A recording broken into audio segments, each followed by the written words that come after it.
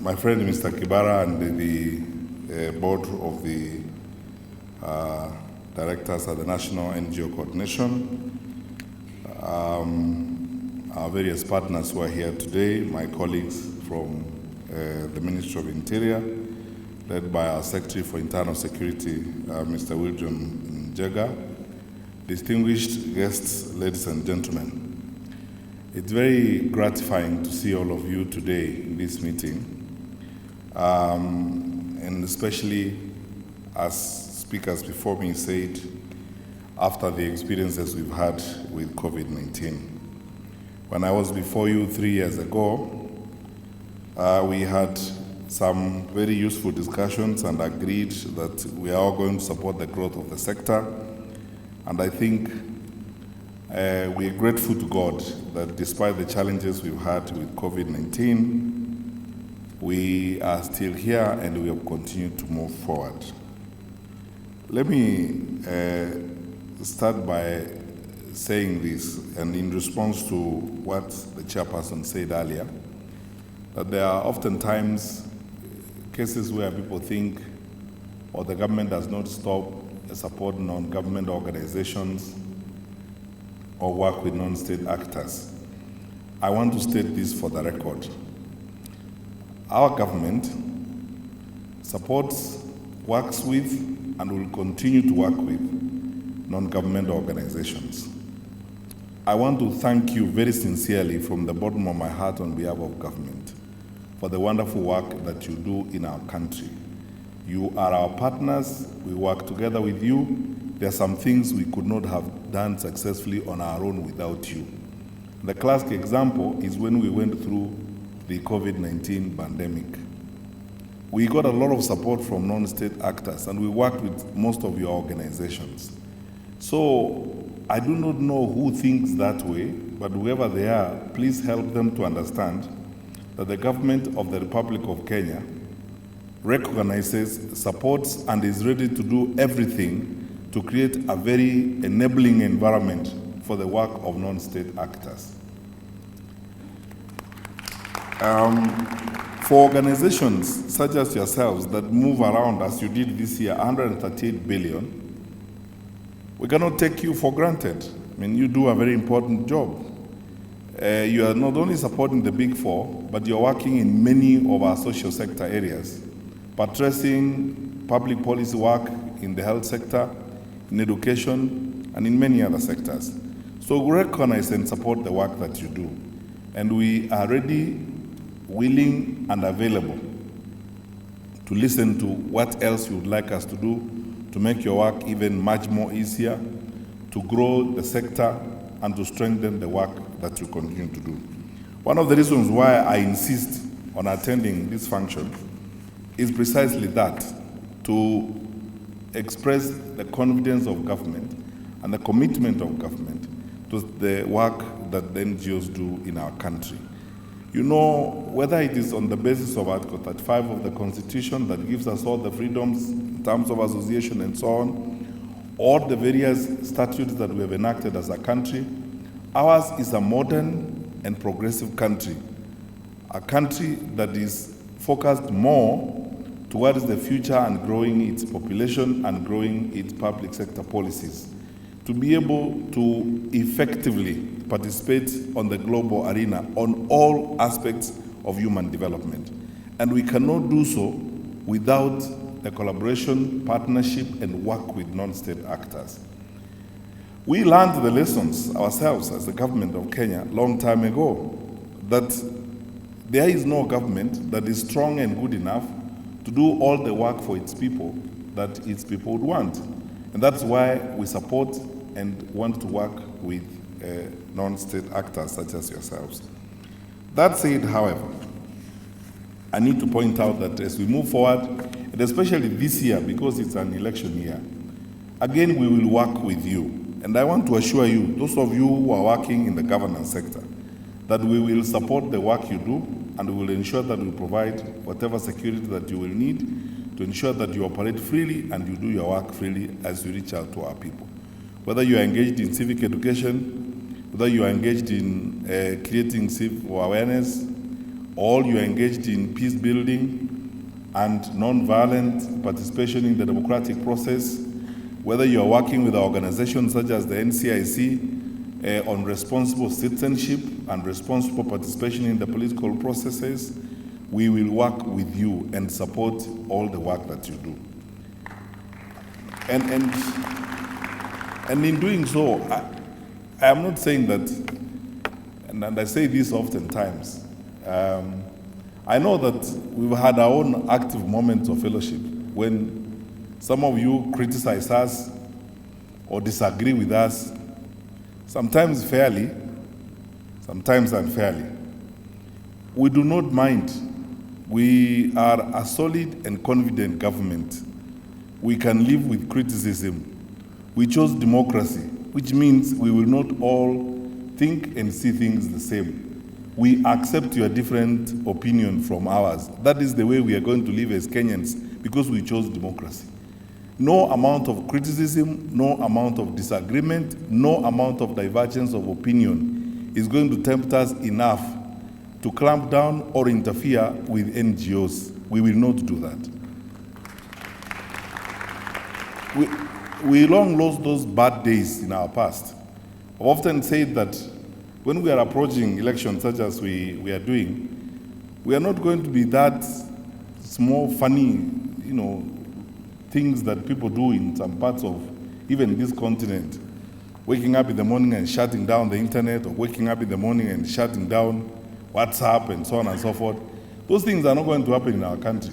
We are a mature democracy. Kenyans want us to run a government as responsible people, and we are a responsible government. I can confirm that to you. So we welcome criticism, fair and unfair.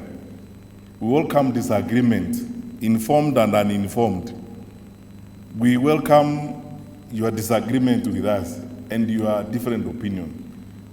All are welcome because already as a country we have chosen democracy. We have chosen to live freely one with another and to foster a truly democratic, inclusive society for this nation. And that is how we are going to operate. And actually, I came here specifically because this is an election year to make that point, so that our development partners and everyone else understands this, that we've taken a position as government. That's what we are going to do. We are going to behave as a responsible government.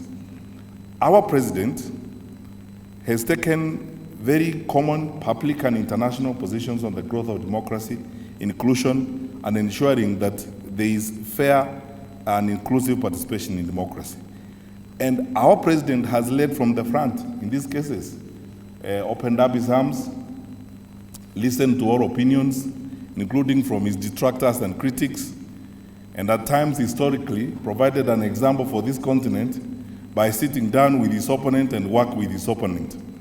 So we have set the pace on how we work with others, including those who don't agree with us. This, at least for us, as long as we have the responsibility of government in this country, this government is not going to close space for non-state actors and civil society activity, as it were. So all of you are welcome. I have sat in my office recently with human rights organizations, some that tell me that is their first time in the history of their books and life to sit down with ministers of security. Because we are known as ministers of security to be tyrants. We beat people, we don't listen to people, we tear gas them, and even before they say anything, we kick them out of our sight. Not this government. This is a new Kenya. And President Kenyatta has led a modern government and a new Kenya. And so anyone who thinks otherwise, please welcome to New Kenya. That's how we are going to operate. And you are free. If Irungu is in the room from Amnesty International, he knows that we have had our own challenges and I've been ready to listen to him, Kenya Human Rights Commission, and everyone else. And you have issues, whether it's about police brutality, accusations of disappearance of persons. I do not shirk. We do not hide from public responsibility. We are ready, available, and willing to engage with you. We want us to grow and move forward together as a modern country. I thank you for the work you have done to support vulnerable Kenyans. Most of you are working in the livelihood sector, as it were, supporting vulnerable communities and vulnerable populations. In our war against poverty, non-state actors have done a fantastic job. It's not yet done. We have more to do, and let us continue to work together. Even as we fight the scourge of hunger and the drought that we are facing as a consequence of climate change, let us continue to work together.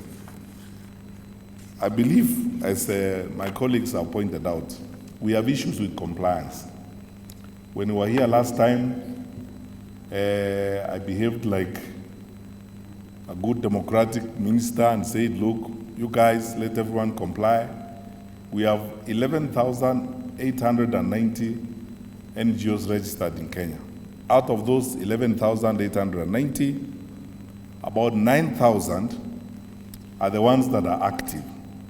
And out of those 9,000 that are active, only 3,000, just about 3,000, have filed compliance reports. It means 6,000 NGOs have not complied, and it means that we have in our books something like 2,500 NGOs that are just briefcase NGOs, or they were registered by individuals, so they shouldn't be called NGOs, they should be called NGIs, non-governmental individuals. So I ask good people that let's comply. It's good for all of us. Because when we comply with the regulations and do what we are supposed to do and file our reports, one, for my colleagues at the Ministry of Planning and the National Bureau of Statistics, it is easier to get accurate and reliable data for planning, especially when it comes to engagement. Secondly, it's good for us because when we plan to engage, then we know who we are dealing with and who we should deal with. And of course, thirdly, it's easier for us, now speaking as a security minister, to know that there are no people around who are being misused by terror organizations to masquerade as civil society organizations, but they are conduits for illicit funds and illicit resources that are going into radicalization and recruitment for terrorism. So you will allow us to be a bit strict and do the right thing. Because as we say on one hand that we want to support you and do everything that you want done, we must also agree on the other that we also have to be obedient to the law and we must comply. And I want the board to understand this. Let us give each other another 90 days. Because these people have records, they have filed documents, they have records. When you leave here this week, write to them, call them, especially those who don't comply, and tell them, good people, let us comply, let's follow the law. And after 90 days, those who don't have complied, we will assume they do not actually need to operate as NGOs because they are not interested. Because if you are interested in operating, then you should also be interested in complying. And there are provisions where if you have certain challenges to your compliance, you can go to these wonderful people here before me, the board, and present yourself to them and tell them, good people, I have challenges to comply with A, B, C, D. Allow me one more year before I go ahead. And I also want to ask the board that for those organizations that come to you to seek a moratorium, as long as they present reasonable cases, please give them that moratorium. We don't want to be unreasonable and hurt anyone out. But those that don't turn up to seek a moratorium, those that apply and disappear, and those that register and their records are not known, my friends, we also have a responsibility to our population. Because if tomorrow we look around documents and investigation and discover that we registered institutions that were finally abused by terror organizations because we were not careful in doing our work, we will also answer to the people of Kenya. So, my brothers and sisters, everyone is welcome, but please arrive decently. The sense that arrive with a sense of compliance in the things that you're supposed to do. Please welcome all this party. All are welcome, but arrive dressed decently.